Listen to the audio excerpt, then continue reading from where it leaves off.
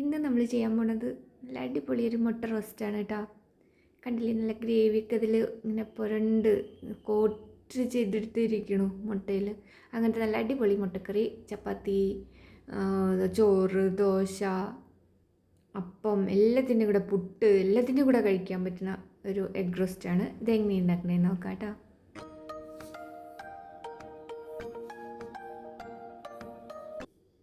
അപ്പോൾ ഇതിനായിട്ട് ഒരു പാൻ വെച്ച് അതിൽ ഒരു 3-4 ടേബിൾ സ്പൂൺ വെളിച്ചെണ്ണ ഒഴിക്കണം കേട്ടോ. എഗ് റോസ്റ്റിന് എപ്പോഴും എണ്ണ കുറച്ച് വേണം. അങ്ങനെ അത് നല്ല ചൂടാവുമ്പോൾ അതിലേക്ക് ഒരു ചെറിയ കഷ്ണം ഇഞ്ചി ചതച്ചതും, അതുപോലെ തന്നെ കുറച്ച് ഒരു 4-5 5-8 വെളുത്തുള്ളി എടുത്തോ. അത് നല്ല ചതച്ചിട്ടിട്ട് കൊടുക്കുക. ഇഞ്ചിയും വെളുത്തുള്ളിയും ചതച്ചതിട്ടിട്ട് മീഡിയം ഫ്ലെയിമിൽ വയ്ക്കുക. എന്നിട്ട് അതൊന്ന് മൂക്കട്ടെ. ഓരോ ഐറ്റംസ് കാണിക്കാതിരുന്നത്, അതൊക്കെ കാണിച്ചു വരുമ്പോൾ പിന്നെ വീഡിയോ ഇങ്ങനെ നീണ്ടു. അതുകൊണ്ടാണ് എല്ലാതും ഇടുമ്പോൾ കണ്ടാൽ മതി എന്ന് വിചാരിച്ചിട്ടാണ് കേട്ടോ മുന്നേ കാണിക്കാതിരുന്നത്. അപ്പോൾ ഇഞ്ചിയും വെളുത്തുള്ളിയും ചതച്ചിട്ടത് നന്ന് മൂത്തരട്ടെ. അതിനുശേഷം നമ്മളിതിലേക്ക് പച്ചമുളക് ഇടുന്നുണ്ട്. 3-4 പച്ചമുളക് എടുക്കാം, 3 അല്ലെങ്കിൽ 4 എരിവനുസരിച്ചിട്ട് എടുക്കാം കേട്ടോ. പിന്നെ 3 വലിയ സവാളയുണ്ട്, 2 തക്കാളി ഉണ്ട് കേട്ടോ ഇതിലേക്ക്. നമ്മൾ മീഡിയം ഫ്ലെയിമിലാണ് വെച്ചിരിക്കുന്നത്. കട്ട് ചെയ്ത പച്ചമുളക് ഇട്ട് കൊടുക്കുക. അതൊന്ന് ചെറുതായിട്ടൊന്ന് വാടി വരുമ്പോഴാണ് നമ്മുടെ സവാള ചേർക്കുന്നത്. 3 സവാളയാണ്, 4 മുട്ടയാണ് എടുത്തിരിക്കുന്നത് കേട്ടോ. 4 മുട്ടയ്ക്ക് 3 വലിയ സവാള എടുത്തു. പിന്നെ 2 മീഡിയം സൈസുള്ള തക്കാളിയാണ്, നല്ല പഴുത്ത തക്കാളിയാണ് കൂടുതൽ നന്നാവുക ഇതിലേക്ക്.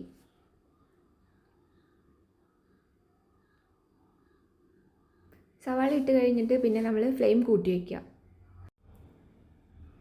ഫ്ലെയിം കൂട്ടി വെച്ച് നന്നായിട്ടൊന്ന് മിക്സ് ചെയ്യുക. അപ്പോൾ ഇത് ബ്രൗൺ കളറാവാനൊന്നും നിൽക്കണ്ട കേട്ടോ. ഇത് എളുപ്പത്തിൽ ഉണ്ടാക്കാൻ പറ്റുന്നതാണ് നമ്മൾ ഉണ്ടാക്കുന്നത്. അപ്പോൾ അതിനായിട്ട് ഇതെല്ലാം കൂടെ മിക്സ് ചെയ്തിട്ട് നമ്മളൊന്ന് അടച്ചു വയ്ക്കുക. അടച്ചു വെച്ചിട്ട് ഒരു 3 മിനിറ്റോളം അങ്ങനെ വെച്ച് 2-3 മിനിറ്റ് അത്ര വെച്ചാൽ മതി. കുറച്ച് നേരം ഒന്ന് വെച്ച് കഴിയുമ്പോഴേക്കും ഇത് നന്നായിട്ട് വാടിയിട്ടുണ്ടാവും. അപ്പോൾ നമ്മളിങ്ങനെ നിന്ന് വഴറ്റേണ്ട ആവശ്യമില്ല. അപ്പോൾ ഒന്ന് മൂടി വയ്ക്കുക. എന്നിട്ട് ഒരു മീഡിയം ഫ്ലെയിമിൽ വയ്ക്കുക കേട്ടോ. അത് കഴിഞ്ഞിട്ട് നമ്മൾ തുറന്നു. 2-3 മിനിറ്റ് കഴിഞ്ഞപ്പോൾ തുറന്നു. അപ്പോഴേക്കും ഇതേ നമ്മുടെ സവാള ഈ പരുവത്തിലായിട്ടാണ്. ഇനി അതിലേക്ക് ആവശ്യത്തിനുള്ള ഉപ്പ് ചേർത്ത് കൊടുക്കുക. ഉപ്പും കൂടെ ചേർത്ത് ഇനി അടച്ചു വെക്കേണ്ട. ഇനി തുറന്ന് വെച്ചിട്ട് നന്നായിട്ടൊന്ന് വഴണ്ട് വരട്ടെ. വെള്ളമൊക്കെ അതിൽ എന്തെങ്കിലും വെള്ളം ഉണ്ടെങ്കിൽ അതൊക്കെ വറ്റണവരെ നന്നായിട്ട് വഴട്ടുക. അതിന് ശേഷം നമ്മൾ മഞ്ഞൾപ്പൊടി 1/2 ടീസ്പൂൺ മഞ്ഞൾപ്പൊടി ഇട്ട് കൊടുത്തു. പിന്നെ 2 ടീസ്പൂൺ മല്ലിപ്പൊടി ഇട്ട് കൊടുത്തു. പിന്നെ മുളക് 1 ടീസ്പൂൺ എരിവുള്ള മുളകും പിന്നെ 1 ടീസ്പൂൺ കാശ്മീരി ചില്ലിയാണ് ഇട്ട് കൊടുത്തത് കേട്ടോ. അപ്പോൾ കാശ്മീരി ചില്ലി ഇല്ലെങ്കിൽ ഇടണ്ട, അതൊന്ന് കളർ നന്നായിട്ട് വരാൻ വേണ്ടിയിട്ട് ഇട്ട് കൊടുത്തതാണ്. കാരണം മറ്റേ മുളക് കാശ്മീരി ചില്ലിയുടെ പോലെ മറ്റേ മുളക് അത്ര അധികം ഇട്ട് കൊടുത്താൽ എരിവ് കൂടും. പിന്നെ ഇത് ഗരം മസാല 1/2 ടീസ്പൂൺ ഇട്ട് കൊടുത്തു. നന്നായിട്ട് മീഡിയം ഫ്ലെയിമിൽ വെച്ചിട്ട് ഈ മസാലകളൊക്കെ നന്നായിട്ട് മൂക്കണം. മൂത്തിട്ട് നമുക്ക് മുളക് മൂത്ത് മണം വരില്ലേ, ആ ഒരു ചുമക്കണ പോലെ മണം വരില്ലേ, അതുവരെ നമ്മളിത് വഴറ്റണം കേട്ടോ. അപ്പോൾ ഫ്ലെയിമൊക്കെ ഇടയ്ക്ക് കൂട്ടുക, ഇടയ്ക്ക് കുറയ്ക്കുക, അങ്ങനെ വെച്ചിട്ട് കൂട്ടിയും കുറച്ചിട്ടിട്ട് ഇങ്ങനെ വഴറ്റിയെടുത്താൽ മതി. കറിവേപ്പില ഇഷ്ടമുള്ള അത്ര ഇട്ട് കൊടുക്കുക കേട്ടോ. അപ്പോൾ മുളക് മൂക്കണം കേട്ടോ. അതായത് ഈ മസാലകളൊക്കെ നന്നായിട്ട് മൂക്കണം, എന്നാലാണ് സ്വാദ് ഉണ്ടാവുള്ളൂ ഗ്രേവിക്ക്. അപ്പോൾ ഇതിൻ്റെ കളറൊക്കെ മാറി നന്നായിട്ട് മൂത്തു. ഇനിയാണ് നമ്മളതിലേക്ക് അരിഞ്ഞു വെച്ച് തക്കാളി ചേർക്കുന്നത്. നന്നായി പഴുത്ത തക്കാളിയാണെങ്കിൽ നല്ല വേഗം അത് ഉടഞ്ഞു കിട്ടും. ഇപ്പോൾ നമ്മൾ മീഡിയം ഫ്ലെയിമിൽ തന്നെയാണ് വെച്ചത് കേട്ടോ, അല്ലെങ്കിൽ ഇതൊക്കെ കരിഞ്ഞു പോവും. അങ്ങനെ വെള്ളം ഒഴിച്ചിട്ടില്ലല്ലോ. അപ്പോൾ ഇനി തക്കാളിയും കൂടെ മിക്സ് ചെയ്ത് ഈ തക്കാളിയിലെ വെള്ളം ഇനി അതിലായിക്കോളും. നമ്മളൊന്നും കൂടെ അടച്ചു വയ്ക്കുക. അടച്ചു വെച്ചാൽ വേഗം തക്കാളി വാടി കിട്ടിക്കോളും. സിമ്മിലിടുക. അടച്ചു വെച്ചിട്ട് സിമ്മിലിടുക. ഒരു 2 മിനിറ്റ് കഴിയുമ്പോൾ അതൊന്ന് തുറക്കുക. അപ്പോൾ അതേ അതിൻ്റെ എണ്ണയൊക്കെ തെളിഞ്ഞിങ്ങനെ വന്നിട്ടുണ്ടാവും. അടിയിലൊന്നും പിടിച്ചില്ല കേട്ടോ. ഇടയ്ക്കൊന്ന് വേണമെങ്കിൽ തുറന്ന് നോക്കിക്കോ അടി പിടിച്ചിട്ടുണ്ടോയെന്ന്. അപ്പോൾ നമ്മൾ എണ്ണ ഒഴിക്കുന്നതനുസരിച്ചിട്ടാണ് അടിയിൽ പിടിക്കുകയോ പിടിക്കില്ല എന്ന് നമ്മൾ തീരുമാനിക്കുക. കാരണം എണ്ണ തിരിയില്ലെങ്കിൽ വേഗം അടിയിൽ പിടിക്കും. അപ്പോൾ ഇത് നന്നായിട്ട് ഇങ്ങനെ സ്പൂൺ കൊണ്ട് ഇങ്ങനെ ഉടച്ചു കൊടുക്കുക കേട്ടോ.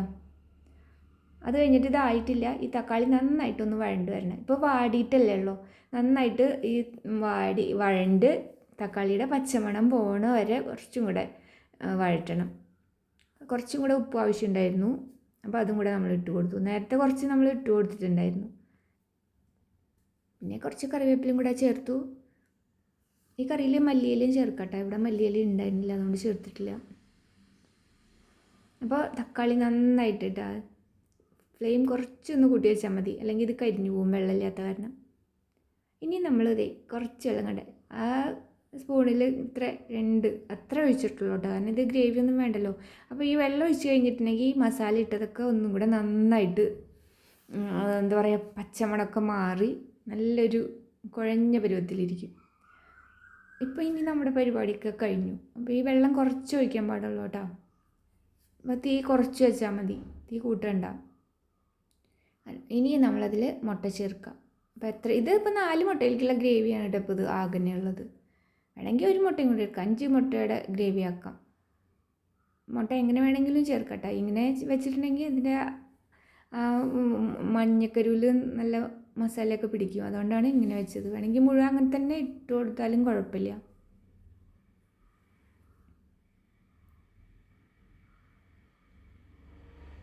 നമ്മൾ സിമ്മിലാണ് വെച്ചിരിക്കുന്നത് കേട്ടോ. ഇനി തീ കൂട്ടിയൊന്നും വെക്കണ്ട, കാരണം അതിൽ വെള്ളമൊന്നുമില്ലല്ലോ, അപ്പോൾ അത് അടിയിൽ പിടിച്ച് കരിഞ്ഞു പോവും. ഇനി മസാലകളൊക്കെ എടുത്തിട്ട് ഇതൊന്ന് കവർ ചെയ്ത് കൊടുക്കുക, ഈ മുട്ടയൊക്കെ കവർ ചെയ്യുക.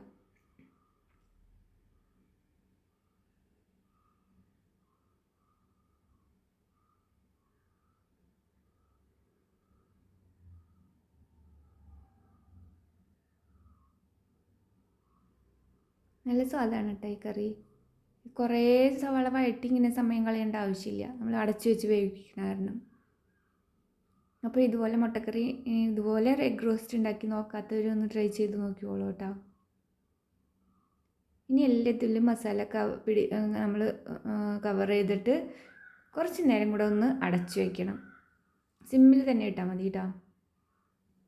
അതിൻ്റെ എണ്ണയൊന്ന് തെളിഞ്ഞു വരും. 1-2 മിനിറ്റ് അങ്ങനെ വെച്ചാൽ മതി.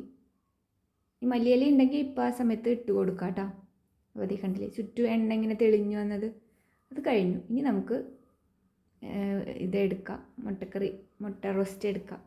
അപ്പോൾ വീഡിയോ ഇഷ്ടപ്പെട്ടെങ്കിൽ ലൈക്ക് ചെയ്യുക, കമൻറ്റ് ചെയ്യുക, സബ്സ്ക്രൈബ് ചെയ്യുക. ഇതുപോലെ എഗ് റോസ്റ്റ് ഉണ്ടാക്കി നോക്കാത്തവരൊന്ന് ട്രൈ ചെയ്തോളൂ കേട്ടോ. അടുത്ത വീഡിയോയിൽ വീണ്ടും കാണാം. ബൈ.